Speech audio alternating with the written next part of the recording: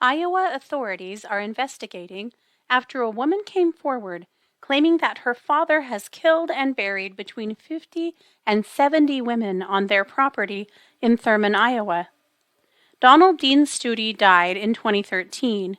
If the claims are proven to be true, he could be one of the most prolific serial killers in the United States history.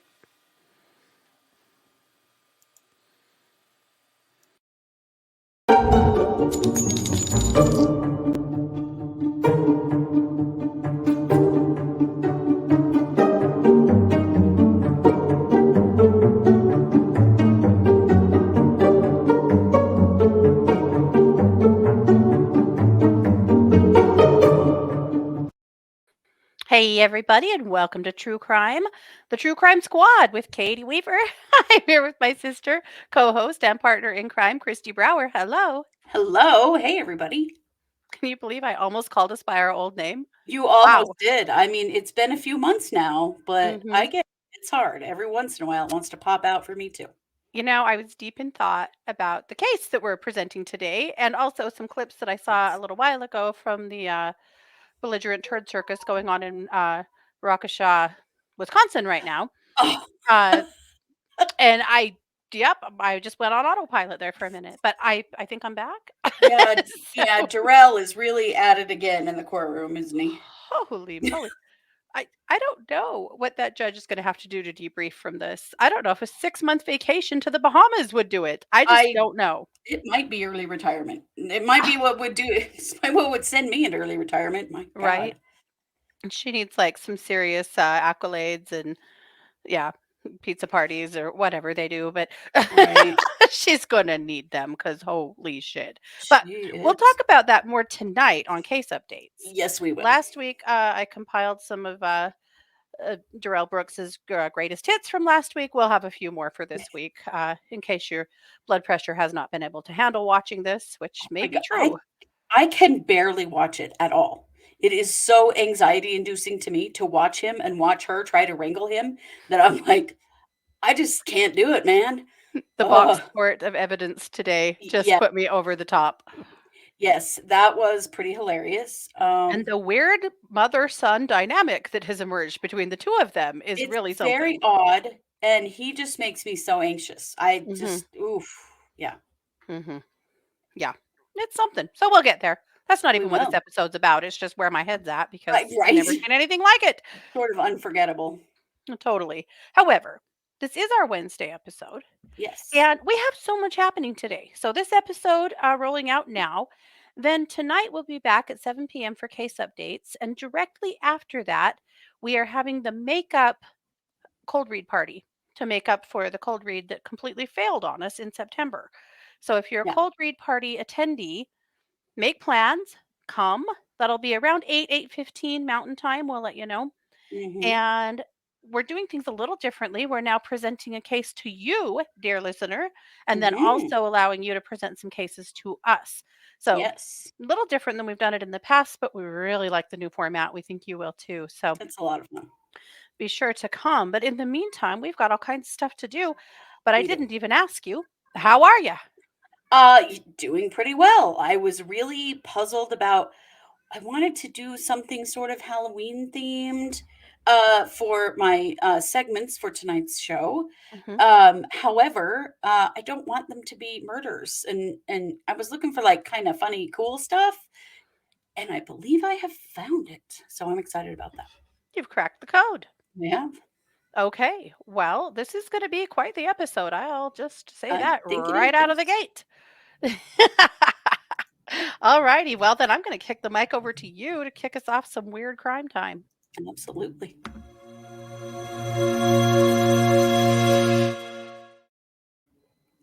You know, around Halloween, lots of people dress as superheroes, and some of us really wish that those superheroes were real.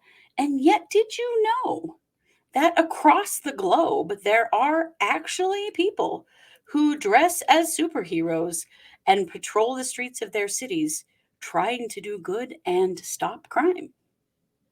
I did, but maybe a Yeah, lot of you did not. There I needs don't to be know. some I'm interesting gonna justice tell you afoot. about a few of my favorites. Let's Okay. start with Angle grinder man. And yes, that is a very large gold angle grinder that That's angle his grinder name? man is wielding there. So, angle grinder man is known to come out at night in the UK wearing a light blue leotard, a gold mask, and gold boots, and he carries his very large gold angle grinder saw. So, what do you think? He also, oh yes, he's generally found in Kent and London on weekends.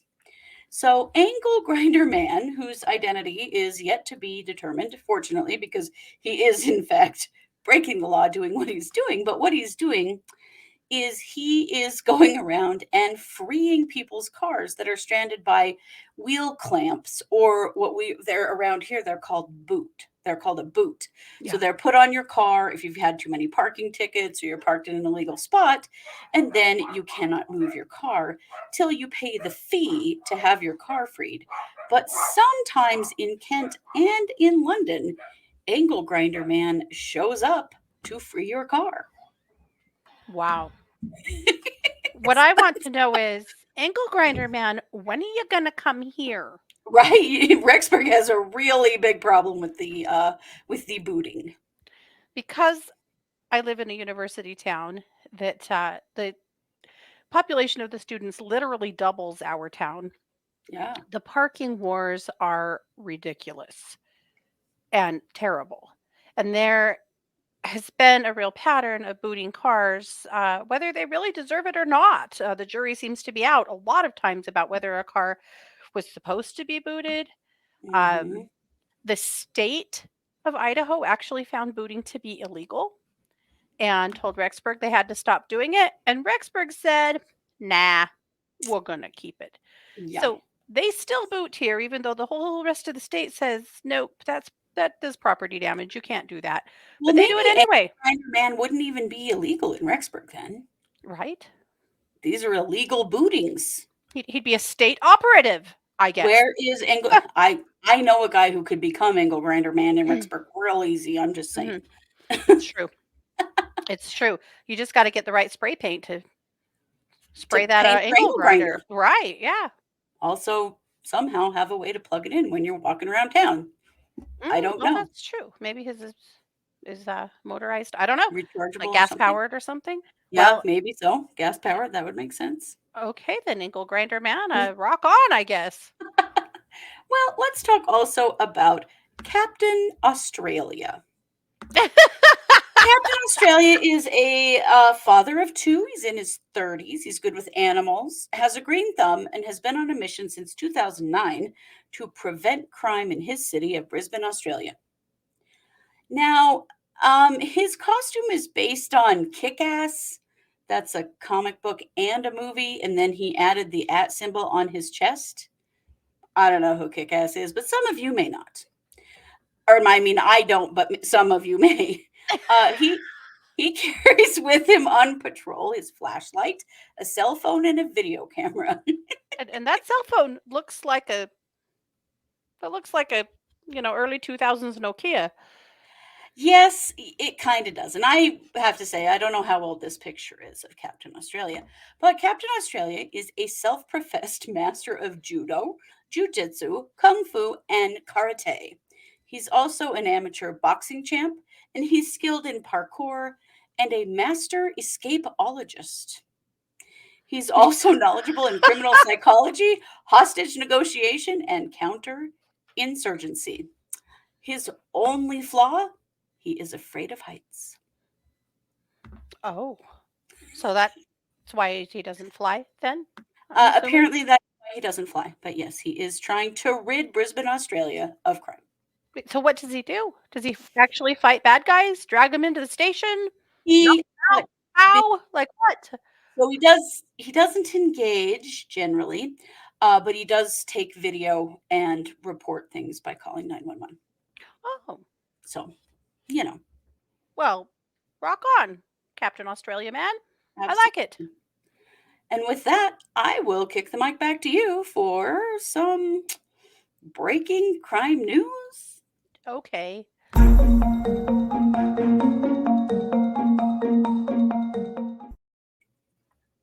Oh, you guys, this is something. I first read about this a few days ago and I was hesitant. I went, oh, we've heard a lot of this lately of going, the media going, this might be a serial killer, and then really nothing coming from it. Mhm, Thinking about Cassidy Rainwater and a few, mhm. but and that guy from Idaho who was claiming that his dad was a killer for hire, and then he really disappeared, and ooh, we got harassed real hard because of our episode. We had to delete it and scrub it and Yeah, basically, pour bleach on ourselves to be free of it. Uh, we still don't really know what the case of what is going on with that, but whatever. we don't.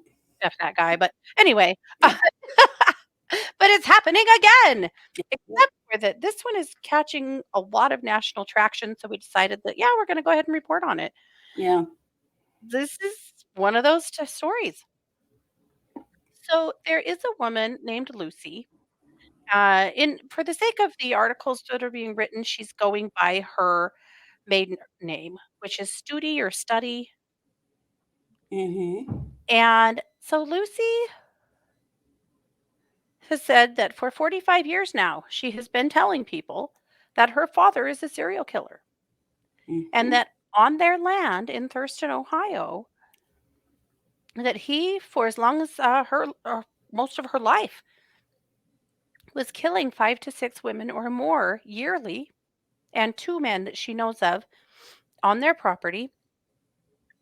She says that they were usually sex workers or like transient women, most of them from the Omaha area, or he was picking them up somewhere around the Omaha area and Mhm. taking them back home with him and murdering them and then making his kids help to dispose of their bodies. Ugh. I hope this isn't true. I really hope this is not true. They had a 5-acre piece of land and an old abandoned well. She says that a lot of the bodies got thrown in the well. The well was like 100 feet deep, that they would throw in the wintertime. He would push bodies or pull bodies in a toboggan. In the Mm, summertime, he would push them in a wheelbarrow, but mhm. he would force the kids to help dig holes or throw bodies in the well. And then he would pour lye all over that body and then they'd cover it with more dirt. She said every time he said to the kids, "We're going to the well," she knew what that meant. She also always wondered if she would live through it because it was so easy for him to kill other people. She always wondered if, one of she or her other 3 siblings would be next. Mhm. She says that she told teachers at school who told her that these were family matters. There is an instance of, What? yeah, My dad is murdering people is a family matter? well, he was telling people that she was having hallucinations and telling people that. Okay. Is what I got from one article, in that he had said to someone else, "Did you ever find any bones up on that place? Because my daughter has hallucinations and she says I killed and left a body up there." So I Not think more this than was anybody. mhm, a lot of gaslighting on his part, of course. I mean, if this is true, can you imagine the psychological damage? No. You know, uh, she says that all of the victims that she can think of were young women between 20 and 30, except for one hitchhiker that was 15. Ugh. She said that they all were white women with dark hair. That was kind of his MO. And mostly with close cropped dark hair was also kind of a part of his type, I guess. I did notice in the picture that she is also a white woman with close cropped dark hair. Dark hair. Yeah. That's a little Yep. creepy. She has told law enforcement this for years and just hasn't really been able to get anyone to listen to her or get any traction. So she talked to the sheriff of Fremont County. That's the county that this town is in. So Thurman, Iowa. I said Ohio. I'm sorry, you guys. It's Iowa. That's so irritating. People do that with Idaho too. I'm Yeah. sorry. Uh, so this town has a population of less than 200 people. Oh my The goodness. entire county is less than 9,000, Wow. around 8,500. It looks like we are talking about a tiny, tiny area. But she talked to the sheriff and told him I can show you exactly where the bodies are. I know where they're buried." So he was like, "Well, okay, obviously this shouldn't just go completely uninvestigated."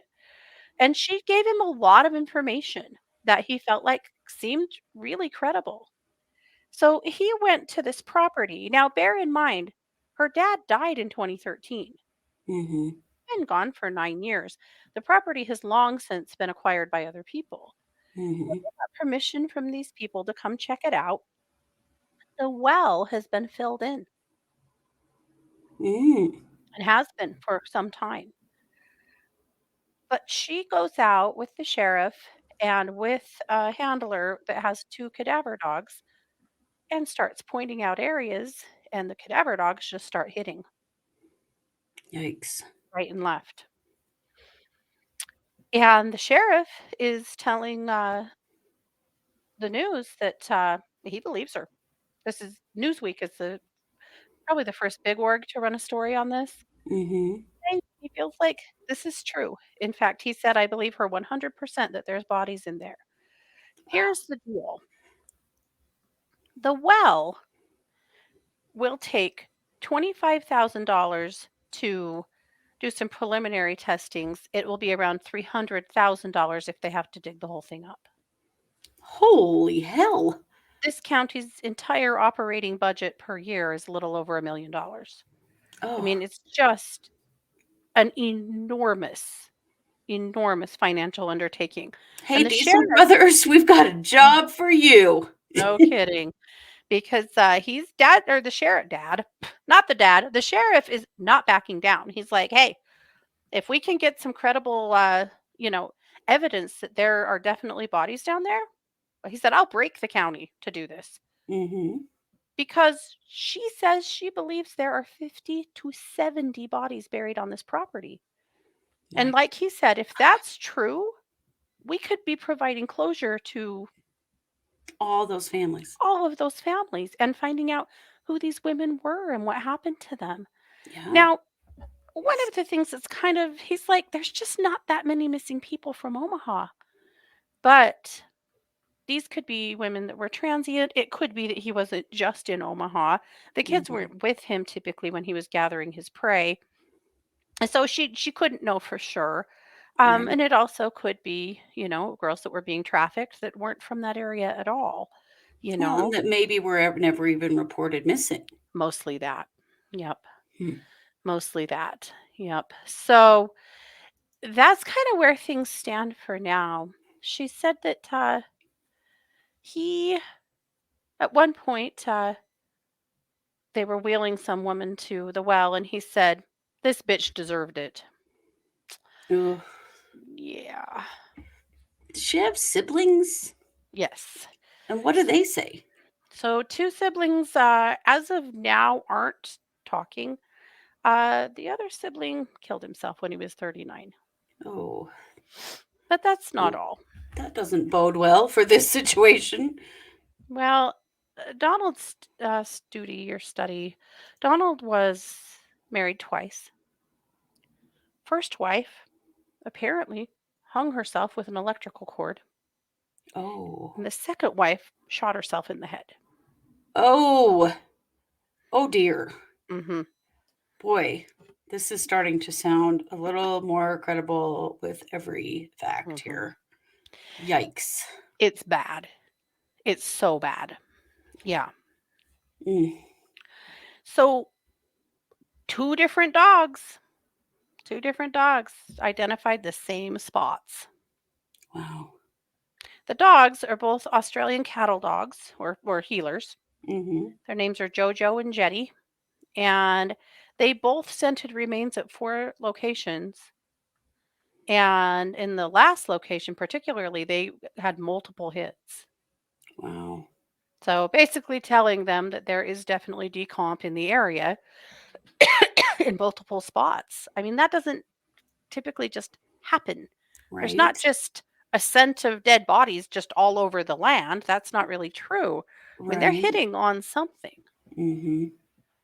So that's what's going on here. I mean, the sheriff, he's working right now with the FBI and with other agencies to make a plan to start trying to excavate some of these areas. They're calling it a field of nightmares to see if they can start coming up with some remains. And if so, his intention is to dig, dig, dig and, see what they Mhm. can come up with and find as many bodies as they can. Sure. Interestingly, the lye that was dumped down the well with the dirt on top, his intention would have been to help break the bodies down faster and hold down the smell.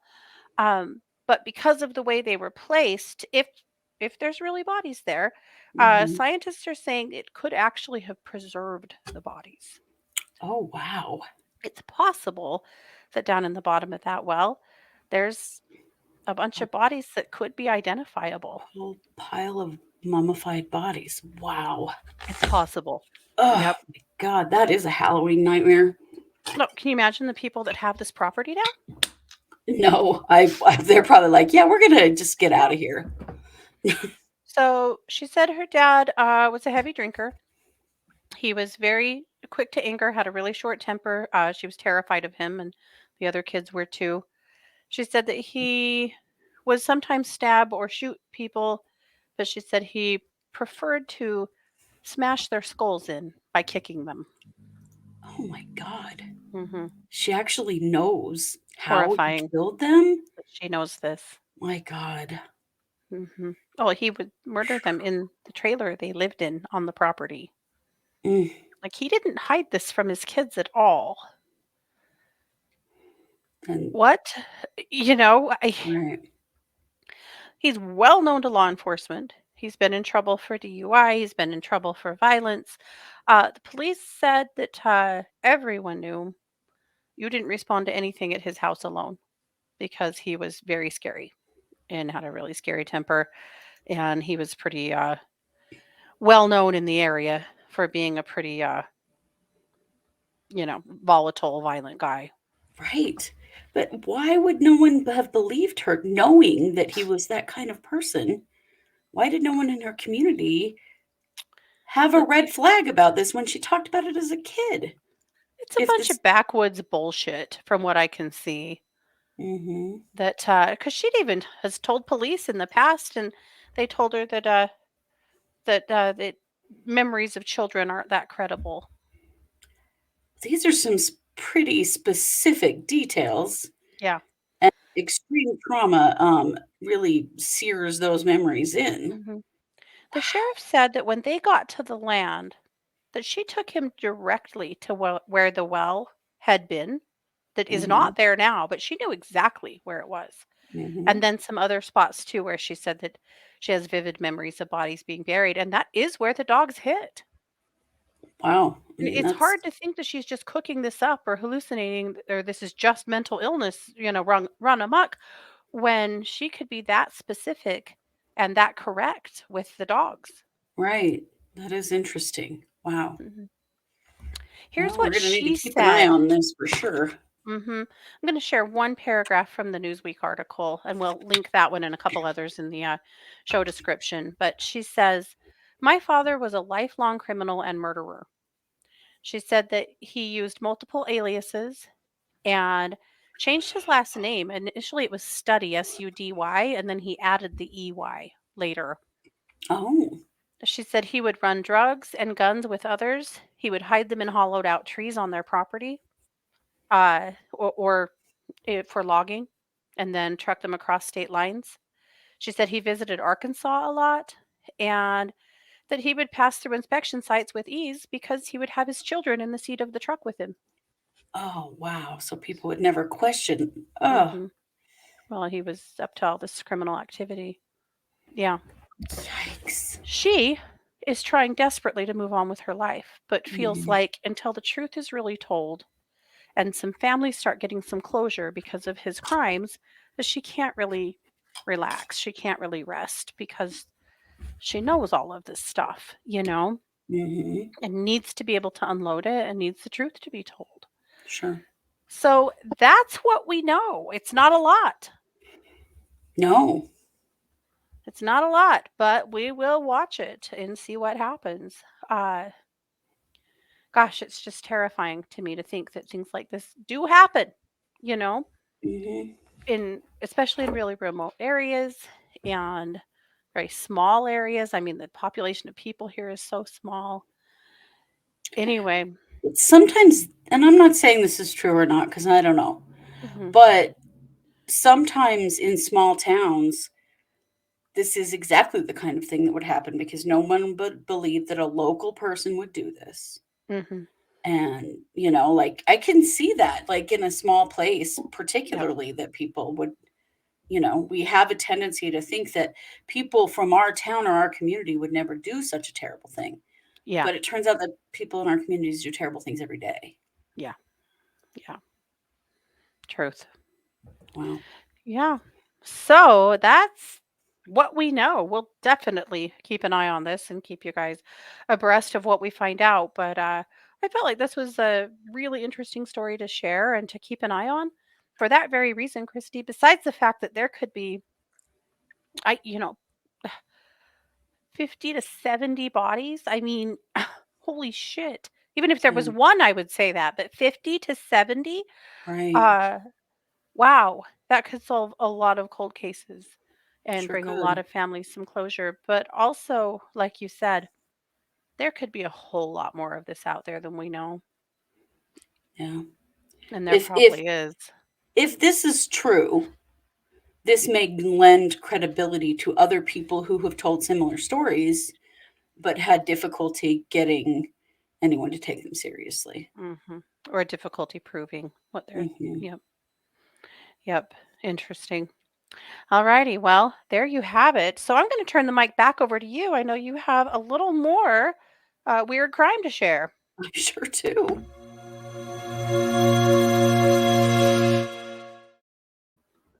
Well, in slightly better news, I have a couple more hometown superheroes to share with you. Let's talk about the Crimson Fist. The Crimson Fist, his nemesis on the streets of Atlanta, Georgia, his nemesis is homelessness. Oh, He does sometimes get into crime intervention as well. So he is an IT programmer and he does wear his red and white costume with the red mask to protect his identity when he goes out and distributes items to the homeless in the Atlanta area. So wow. he helps to give away clothing, shoes, cold weather clothes, food, bottled water, and other things and services that are needed in the homeless community. The Crimson Fist outreach and supplies are self funded. Oh, So wow. all of this with his own money and also protects his identity by dressing as a superhero as he does it, which I think is pretty darn cool. That is cool. Yeah. That is And very cool. Good for him. yeah, I You mean, go, Crimson Fist. I think it's kind of cool. You got to be careful because you don't want to cross the line into vigilantism, but to do something good for your community and do it anonymously, I think is really powerful. Yeah. Now we have, last but certainly not least, Phoenix Jones. Phoenix Jones is a part of the Rain City superhero movement in Seattle. He is known to fight crime and call 911 a whole lot in the streets of Seattle. Okay. They are a group of crime fighters. Their names include such characters as Green Reaper, No Name, and Catastrophe. Wait, And Green Reaper or Green Reefer? Reaper. Reaper. Okay. Well, Seattle, it could be either. Different guy. Okay. Never mind. Gotcha. I thought I Um, knew him. No. Now, sometimes problematically, they do carry batons, pepper spray, and tasers as well as phones. Oh. He does look pretty much like like a Halloween costume superhero. He has the molded sort of Batman body, Hmm. um, and all of that. But he does hide his identity behind a mask. Although a few years ago, and I'm not going to share his name, but his identity was um, revealed when he got arrested for getting a little too close to the crime fighting world and got into Oh. a fight with an actual criminal. But he and his friends are out trying to save Seattle. So, I got to give him some props. Yeah, I think so. I agree that there's a fine line between vigilantism and also an individual person's interpretation or opinion on what is a crime or what isn't. Yes. Yeah. Because in my town, people would run around slapping coffee out of your hand and feel very justified for doing it. I mean, Oh. people think that crimes are different, or have a different idea of what is okay and what isn't. That's Hmm. where I think vigilantism gets very scary, in that the idea that just because somebody else thinks that you shouldn't be doing it, they could, maybe impose their will on you. Hmm. That's where I think the line gets very concerning. But in these cases of these guys that are mostly just trying to keep an eye on their streets and be an extra set of eyes about, that, perhaps people would be more willing to commit a crime with them around, or not really recognize who that they are seeing them versus a police officer, you know? I mean, it is the ultimate in see something, say something. Truly. And truly, if you were about to commit a crime and did, in fact, see someone dressed as a superhero across the street, you might think twice. I don't Maybe. know. Well, if you'd had a run-in with them in the past, or you just think somebody was headed to a costume party and, Right? I unless don't you, know. try to cause a fracas in that ramen place in Oakland, and Right? then you've Because got the whole Powerpuffs, or not Powerpuff. Would have been great. But right. yeah, you have the whole Power Rangers squad on your ass. Right. Yeah, So, I'm here for it. I think it's kind of awesome. I do Mhm. really appreciate people that are paying attention and care about their communities. Absolutely. Very cool. All righty. Well, that's it. That's what we've got for Wednesday. Again, we'll be back at 7 p.m. tonight for case updates, and there are a bunch of them. Oh my goodness. Lots of stuff happening. Again, we'll have another reel of the greatest hits of Daryl Brooks, or Darrell, Mhm. or the artist formerly known as Daryl Brooks, or whatever you would like to call him. Yeah. I have some things, but I don't Yes. like talking Does that too count? much. At one point, he said, "Your Honor, you're treating me like I'm stupid, and I'm not stupid." And she said, "Well, I disagree with that." Now, I think she was disagreeing with the actual point he was making, but that's Yeah. exactly what was said, and I scream laughed. And then she didn't That's correct it, which no, I got to give her props for that. yeah, no, she probably, a little bit under her breath. Yeah. Mhm. Anyway, we'll share some more on that. And we'll be back right after that at 8 p.m. tonight for the cold read party. So if you are a Mhm. subscriber of our of the cold read party on YouTube, and you can just do that by going over to our main YouTube page. There's a spot there to join our membership. It's $5 Mhm. a month. You can come to the cold read party and Mhm. do some crime work with us. It's a lot of fun. Yeah. It's very That's interesting. nice. Yeah. All righty. Well, have a great day. Take good care of yourselves. Watch out for superheroes, or don't. You decide. Mhm. And have a great day. This has been yet another production of the True Crime Squad. Bye, everybody.